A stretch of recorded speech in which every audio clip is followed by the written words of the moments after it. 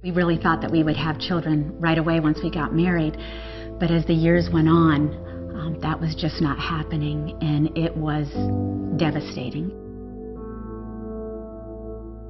It was challenging, but over time, we finally were able to conceive, and we were thrilled. When I saw that little line, there are no words to describe it.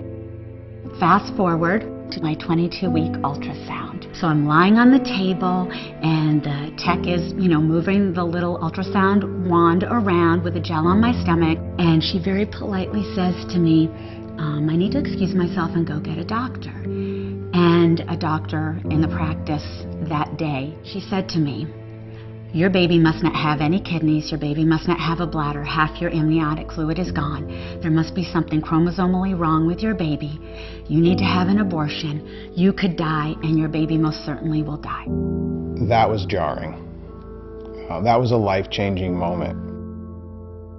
Of course, we loved our child, and we wanted to know what hopeful steps we were going to be given next, or some direction. That doctor sent us up to another doctor, and this actually was even more disturbing because this doctor that my husband and I sat across from, he was very calm and collected. He said, you clearly need to have an abortion. You'll have many other children.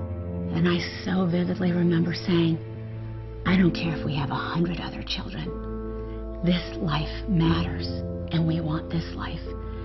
And he said, but you don't understand. Your child probably won't even live. Your child clearly has a chromosomal abnormality that is not compatible with life.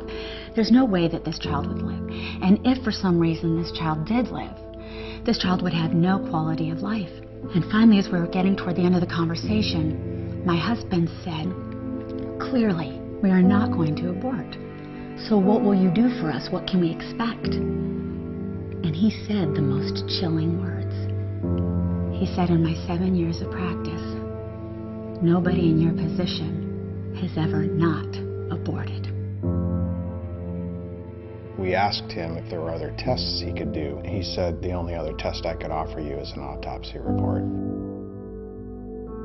And he went on to say, go home and wait for your baby to die. And when you come back in for one of your visits, there will no longer be a heartbeat, and you will give birth to a stillborn child. At which point, my wonderful husband and I went home, devastated. Devastated, honestly, wanting to shut ourselves away from the world, and just devastated. And my amazing mom, she said, Suzanne, is there still a heartbeat? And I said, well, yes. She said, Suzanne, if there's a heartbeat, there is hope. We reached out to a doctor at our church. And he said, we'll honor your request to fight for your baby's life. And immediately they put me on bed rest. And we were rushed into the operating room, and it was an emergency C-section. And they said, because there's no amniotic fluid, if by chance she is alive, she will be too weak to cry. And there was a drape. My husband could see on the other side, I couldn't. And then I remember seeing Rachel come up over the top of that sheet, and she was very tiny. I all of a sudden heard him say, she's squawking.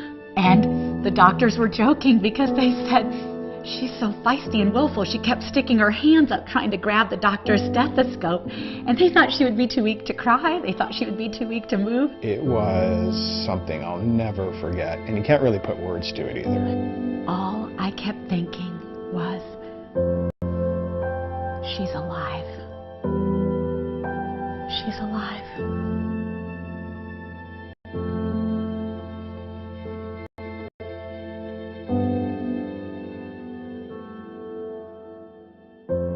God says, I knit you together in your mother's womb. So God knew her before we did and had value in her.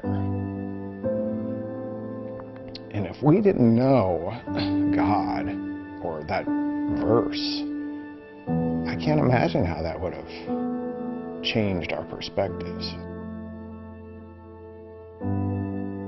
My name is Rachel Mary, and if my parents wouldn't have fought for me, I would have missed out on a life that is such a joy.